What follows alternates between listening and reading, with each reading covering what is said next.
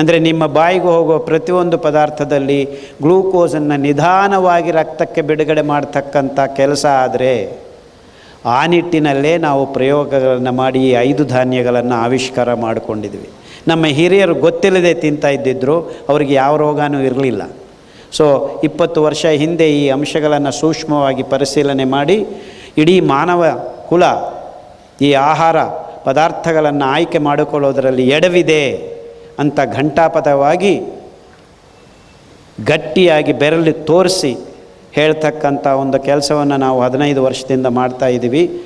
ಈಗ ಈ 5 ಧಾನ್ಯಗಳ ಆಹಾರ ಪದಾರ್ಥಗಳ ಬಳಕೆ ಹೆಚ್ಚಾಗ್ತಾ ಇದೆ. ಈಗ ಡಯಾಬಿಟಿಸ್ ರೋಗಿಗಳು ಕಮ್ಮಿ ಆಗ್ತಾ ಇದ್ದಾರೆ. ನಾವು ಡಯಾಬಿಟಿಸನ್ನು ಪೂರ್ತಿ ನಿಯಂತ್ರಣ ಮತ್ತು ಈ ಭೂಗೋಳದ ಮೇಲೆ ಯಾರಿಗೂ ಡಯಾಬಿಟಿಸ್ ಇಲ್ಲದೆ ಮಾಡ್ಕೋಬಹುದು ಅನ್ನೋ ಒಂದು ಭರವಸೆ ನನಗೆ ಇತ್ತೀಚಿನ ದಿವಸಗಳಲ್ಲಿ ನನ್ನ ಹತ್ರ ಬರ್ತಾ ಇರತಕ್ಕಂಥ ರಿಪೋರ್ಟ್ಗಳು, ತುಂಬ ದೂರ ದೇಶಗಳಿಂದ ನನ್ನನ್ನು ಕರೆ ಮಾಡಿ ನಿಮ್ಮ ಒಂದು ಈ ಆಹಾರದ ಪದಾರ್ಥಗಳ ಬಳಕೆಯಿಂದ ನಮಗೆ ಡಯಾಬಿಟಿಸ್ ವಾಸಿಯಾಗ್ತಾ ಇದೆ, HbA1c 12ರಿಂದ 5ಕ್ಕೂ 6ಕ್ಕೂ ಬರ್ತಾ ಇದೆ, ನಾವು ಆರೋಗ್ಯವಾಗಿದ್ದೀವಿ ಅಂತ ಹೇಳೋರ ಸಂಖ್ಯೆ ಹೆಚ್ಚಾಗ್ತಾ ಇದೆ.